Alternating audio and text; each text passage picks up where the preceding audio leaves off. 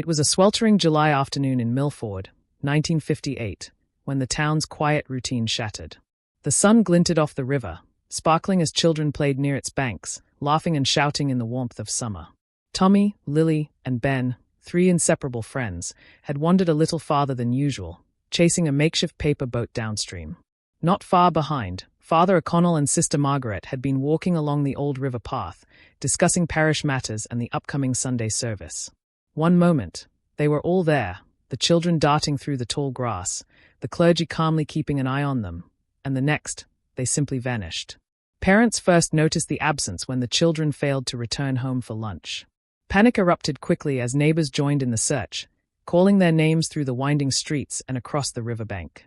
The adults initially assumed the kids had wandered off to a friend's house or the town park, but as the minutes ticked into hours with no sight of them, a sinking dread began to take hold. The river, which had always been a place of innocent play and peaceful reflection, suddenly seemed sinister, as if it had swallowed the children whole. Witnesses later reported eerie details that only deepened the fear.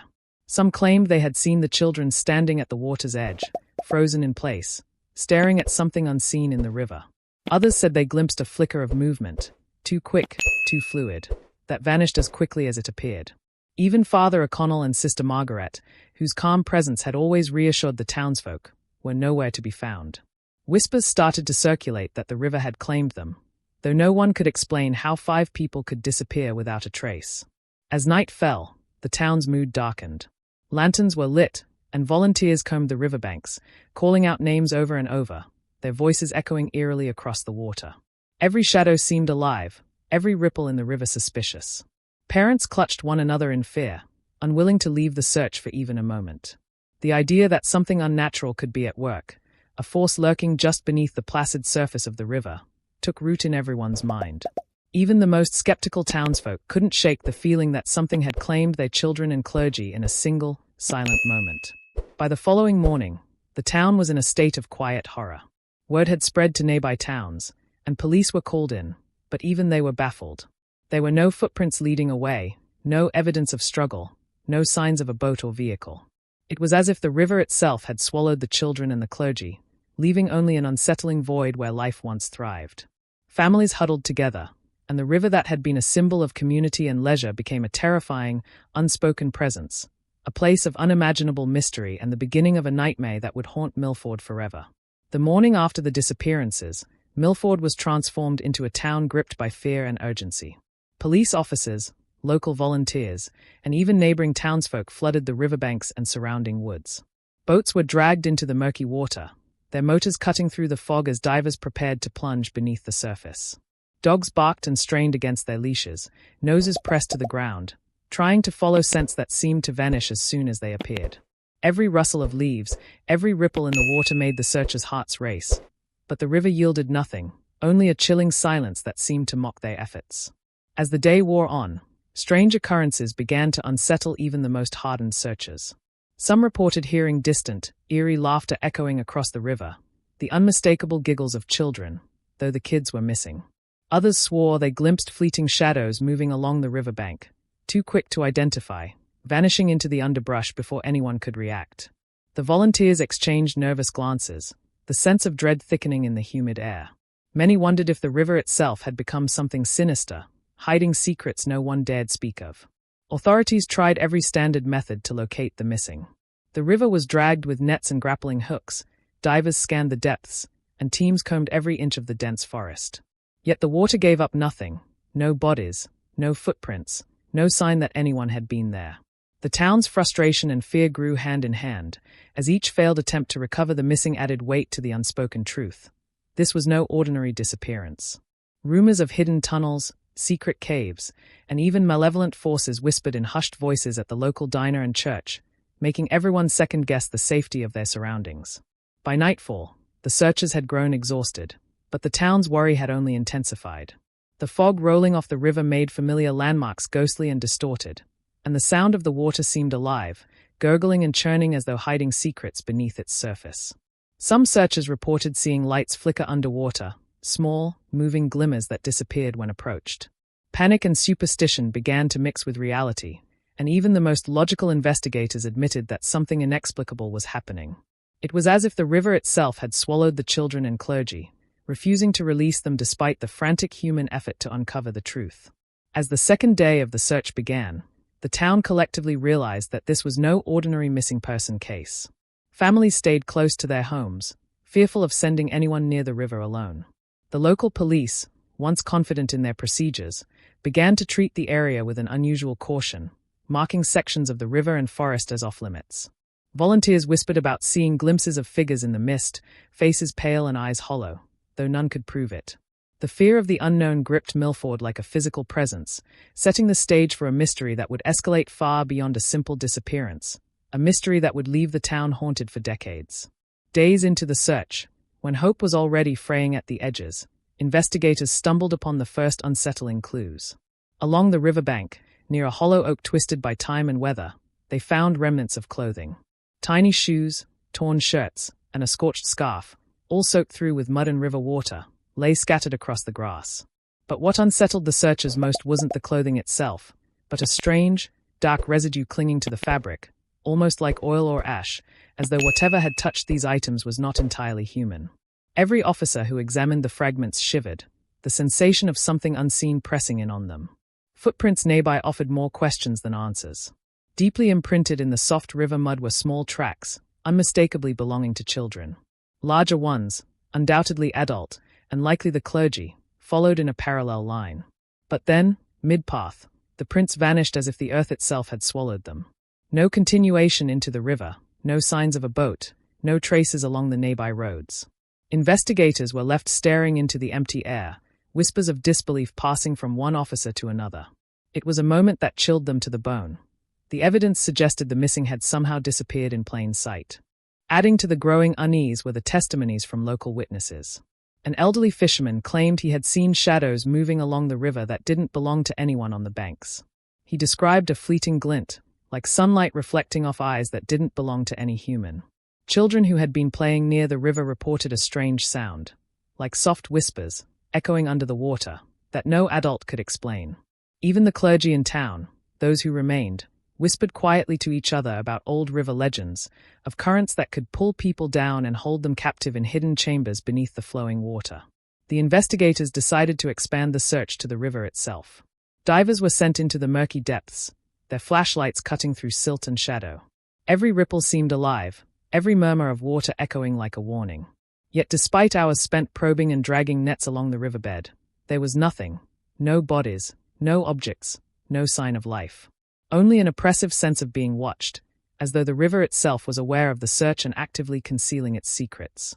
By now, even the most skeptical officers were starting to wonder if something far beyond natural explanation had claimed the children and clergy. At night, fear settled over Millford like a thick fog. Locals refused to approach the riverbank after dusk, and those who did reported seeing flickers of movement in the water, small waves rising where no boat had passed. Strange sounds, laughter, whispers, and occasional sobs, drifted through the mist, fading when anyone tried to follow. The first clues had sparked more questions than answers, and the town collectively began to realize that whatever had taken Tommy, Lily, Ben, Father O'Connell, and Sister Margaret wasn't just a mundane danger. Something darker, older, and far more sinister seemed to lurk beneath the surface, hiding in the river's depths and the shadows along its banks. By the third day, Millford had transformed from a peaceful riverside town into a place gripped by fear and suspicion. The streets were quieter than usual, the usual hum of life replaced by anxious whispers. Parents stayed home, peeking nervously out their windows, their eyes drawn constantly to the river's edge. Every ripple, every shadow, every rustling tree was examined with a mix of dread and suspicion. Children were no longer allowed outside to play, and even the bravest of adults hesitated to approach the riverbank after dark. A sense of unease had settled over Millford, thick as the morning fog that rose off the river each day. Rumors spread like wildfire. Some townsfolk whispered that the river was cursed, claiming it had claimed souls long before the children and clergy disappeared. Others insisted that the disappearances were the work of a stranger, someone with dark intentions who had been watching the town for months. Wild theories circulated at the diner, in church pews, and at the local grocery store. One elderly woman even swore that she saw ghostly figures drifting across the river, their faces twisted in silent screams. These stories, true or imagined, fed a growing panic that seemed to have a life of its own. The absence of Father O'Connell and Sister Margaret added a terrifying dimension to the mystery. These were respected, holy figures, people trusted by the entire community, and their disappearance alongside the children made the event feel almost sacrilegious. In hushed tones, townsfolk speculated whether the clergy had been lured into something sinister or if they had been protecting the children from some unimaginable force. Church bells rang unusually that week, and sermons took on a darker, more urgent tone, warning parishioners to stay vigilant. Even the most devout found themselves shaken, struggling to reconcile the idea of divine protection with the horrors that had struck Millford. Local media descended on the town, turning the mystery into a sensational story. Headlines screamed about missing children and clergy, with some reporters hinting at dark conspiracies or supernatural involvement. Tourists and thrill-seekers began to trickle in, drawn by the growing notoriety of Millford, only to find a town wary of strangers and heavy with suspicion. Town meetings were held, often ending in heated arguments about whether to continue the search or call in outside experts. The authorities were overwhelmed by the influx of attention and tips, many of them useless, but all contributing to the sense that the town's safety had been forever shattered. Fear began to seep into everyday life in subtle but unmistakable ways. Children's toys were left in closets, doors were bolted early, and conversations often trailed off into silence when the river was mentioned. People avoided certain areas near the water, whispering that some invisible presence lingered there. Even the natural beauty of Millford, the glistening river, the forested banks, the quiet streets, was tainted by the pervasive sense of dread. The town was no longer just searching for 5 missing souls. It was searching for the peace and safety that had vanished alongside them, realizing that the river had become a symbol of the unknown, a dark mirror reflecting the town's deepest fears. After weeks of fruitless searching, the mood in Millford was heavy with despair. Volunteers were exhausted, authorities frustrated, and the river seemed to mock every attempt at discovery. Then, one foggy evening, a small team of volunteer divers noticed something odd near a bend in the river, a tangle of roots and river weeds forming an unnatural arch beneath the water. Intrigued, they decided to investigate further. As their flashlights cut through the murky depths, they saw the faint outline of a hidden tunnel, partially submerged and concealed from view. The discovery immediately sent shivers down their spines. It was as though the river itself had been hiding a secret for decades. Inside the tunnel, the air was thick and cold, carrying a damp, earthy smell that hinted at long neglect. The walls were carved unevenly, as if by hand, into the mud and stone beneath the riverbed. Scattered along the floor were small items that caused a knot of horror in the divers' stomachs: a child's toy, a pair of tiny shoes, fragments of clothing. But it was the symbols etched into the walls that made their blood run cold. Strange, angular marks, some resembling letters, others resembling primitive drawings. The team exchanged uneasy glances, realizing that this hidden space had not been created by accident. Someone, or something, had been using it deliberately. Word of the tunnel spread quickly, bringing in official investigators and specialists. Each exploration revealed more unsettling details. Candles, now rotted and melted, suggested that the place had been lit intentionally, perhaps for rituals or secret gatherings. Tiny footprints, now fossilized in the mud, indicated movement long after dark. Everything inside the tunnel suggested a presence that was both deliberate and malevolent. It was not merely a hiding place, it was a carefully maintained lair, and for reasons no one yet understood, the river above had served as a protective veil, keeping its secrets from the surface world. The discovery ignited a mix of terror and fascination among the townsfolk. Some speculated that the tunnel had been used to hide the missing children and clergy, or worse, that it had been the lair of someone orchestrating their disappearance. Paranormal enthusiasts whispered about curses and spirits, while skeptical authorities tried to maintain order, insisting that rational explanations must exist. But as divers explored deeper, the oppressive feeling of being watched grew stronger. Some reported hearing whispers echoing through the tunnel, soft and almost imperceptible, yet unmistakably human in cadence. Every exploration seemed to confirm that whatever had taken the 5 missing souls had not left voluntarily. Even as authorities attempted to catalogue evidence, unease grew outside the tunnel. The river, once calm and familiar, seemed restless. Small waves lapped against the banks with unusual rhythm, the water reflecting flickers of light from the divers' lamps that no one could explain. Locals avoided the area entirely after dusk, fearful that something beyond human comprehension lurked beneath. The sinister discovery had changed everything. Millford was no longer just a town searching for the missing. It was a town confronting a hidden darkness that had been lying in wait, patient and malevolent, just beneath the river's surface. As divers and investigators spent more time inside the hidden tunnel beneath the river, the grim reality of the situation began to take shape. What was once thought to be a simple hiding spot revealed itself as a complex network of chambers, carved painstakingly into the mud and stone over who knows how many years. Some sections were barely large enough for a person to crawl through, while others opened into larger caverns where remnants of life, old blankets, toys, and books, were scattered as if abandoned in a hurry. The meticulous arrangement of these items suggested that someone had been living, or at least working, in this subterranean labyrinth with purpose. Among the debris were personal belongings that sent chills down the spines of investigators. Small fragments of clothing unmistakably belonged to the missing children, and a worn clerical collar was identified as Father O'Connell's. Alongside these were handwritten notes, faded with time, written in a script that was almost indecipherable. Some pages contained strange diagrams, while others hinted at rituals or ceremonies, their meaning lost to anyone who had not seen such symbols before. Every discovery compounded the terror. It became painfully clear that the river had been hiding not just people, but a carefully maintained, sinister secret. The tunnel also revealed physical evidence of struggle and containment. Marks on the walls, scratches deep in the mud, suggested attempts to escape, while other areas appeared deliberately reinforced to prevent anyone from breaking free. Investigators speculated that the missing children and clergy may have been held there for days, if not weeks, or possibly even longer. The careful planning evident in the construction of the chambers suggested a level of malice and foresight that made the river's calm exterior all the more chilling. Here, beneath the surface, the very essence of the town's nightmare seemed to have taken physical form. Further exploration revealed signs that the tunnel may have been used repeatedly, long before the 1958 disappearances. Older artifacts, far more deteriorated, were scattered alongside more recent items, suggesting that the site had a history that perhaps included other missing people or forgotten horrors. Investigators speculated whether Millford's dark secret had been ongoing for decades, hidden by the river's murky waters and the town's collective ignorance.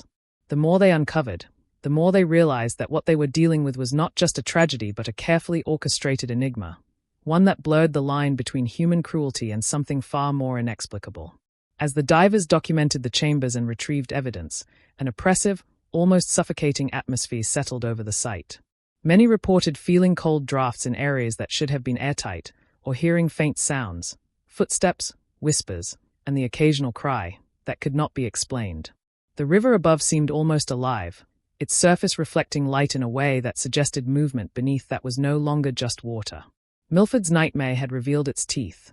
The tunnel was not just a hiding place but a lair, carefully concealed beneath a placid river, holding secrets and horrors that would forever haunt anyone who dared look too closely. Even after the tunnel's grim secrets were uncovered, the river refused to relinquish its hold over Millford. The town, once filled with children's laughter and church bells, now seemed muted, as though the river had absorbed all joy and left only a lingering dread. Locals avoided the banks entirely, especially at dusk, claiming they could feel eyes watching from beneath the water's surface. The river's current, once a playful companion to summer afternoons, now seemed deliberate, almost sentient, as if aware of every footstep and every whisper. The townsfolk had begun to believe that the river itself was alive, a guardian of the tunnel, and a sentinel of the horrors hidden within.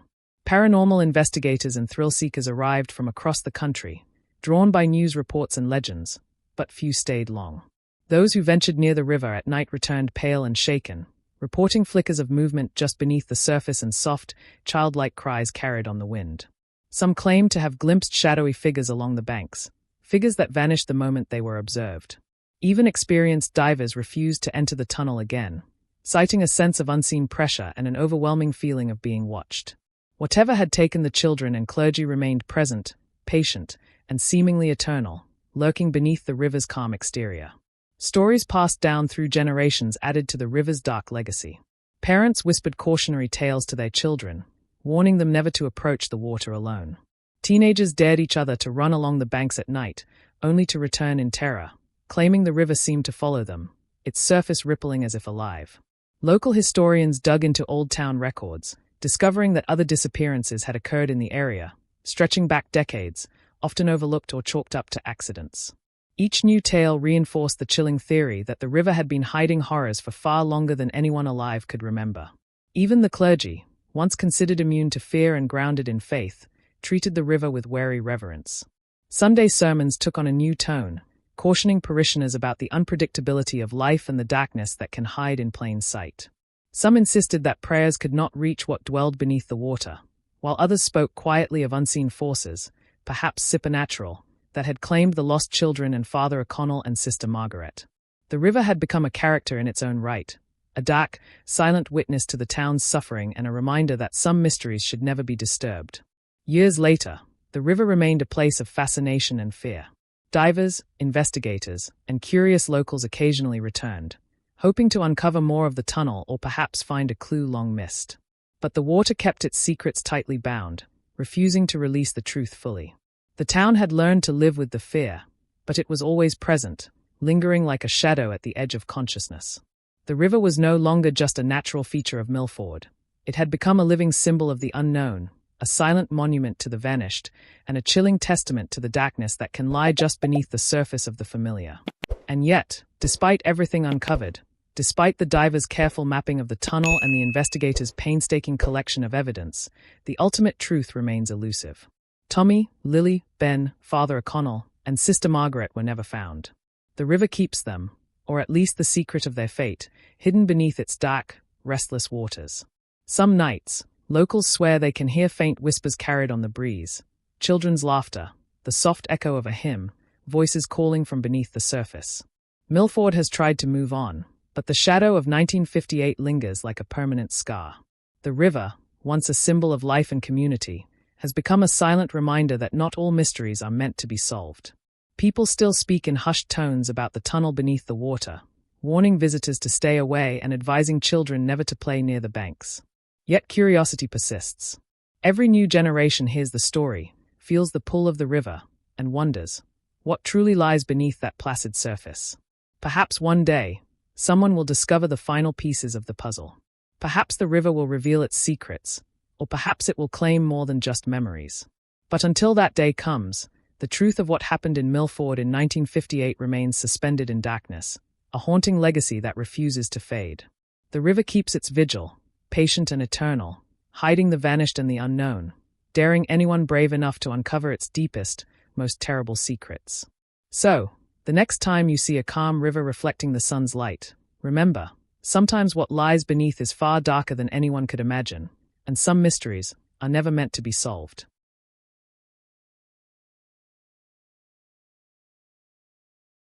If you liked this video, don't forget to hit that like button, share it with your friends, and drop your thoughts in the comments below. Most importantly, subscribe and hit the bell icon so the next secret finds you first.